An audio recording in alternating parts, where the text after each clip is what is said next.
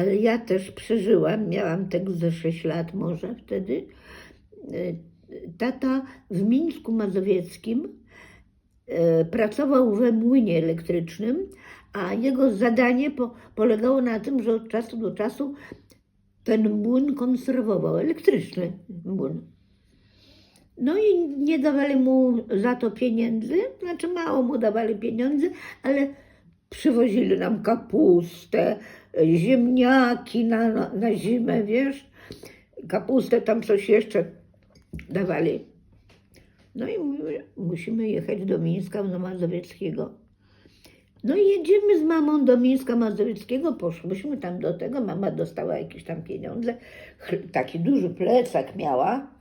Oczywiście w pantoflach na francuskich obcasach, bo innych nie miała, w kapeluszu z lisem, prawda?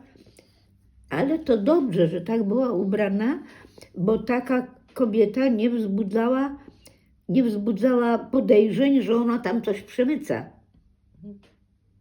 Prawda? No taka kobieta elegancka, z dzieciakiem w dodatku, a ten dzieciak miał tu na sznureczku kostkę masła ładnie zapakowaną, tak jak ciastko. Ale dzieciak nawet nie pamięta, nie, wiedziałam, że tam coś jest. I tak stoimy, a to była poczekalnia w Mińsku, taka dość duża. Wszystkich ludzi z pociągu wygrużyli i tam zapakowali i Niemcy chodzili z takimi, jak to się nie stanie, z karabinami chodzili, tak. No i tam patrzyli wszystkich. I w pewnym momencie gdzieś tak na połowie tego właśnie,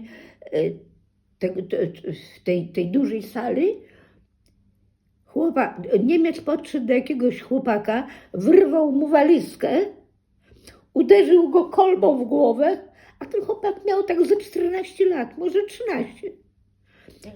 I te ziemniaki się, to ja pamiętam, i te ziemniaki się rozsypały i tak i tak się trulały po tej całej poczekalni, wiesz? A ten Niemiec go tam bił. Także to było dla mnie straszne. Nie wiedziałam. A potem Niemiec podszedł tam do nas bliżej i puścił nas. Wiesz? Nie wiem, co dalej się stało, ale pamiętam ten epizod taki, kiedy ten mały chłopak, no ile 14 lat miał, może więcej, nie wiem, niewiele starszy ode mnie, ziemniaki miał w walizce i te ziemniaki z tej walizki, nie wiem, może tam coś jeszcze było, trudno mi powiedzieć. Ja pamiętam, jak się te ziemniaki z tupotem takim, już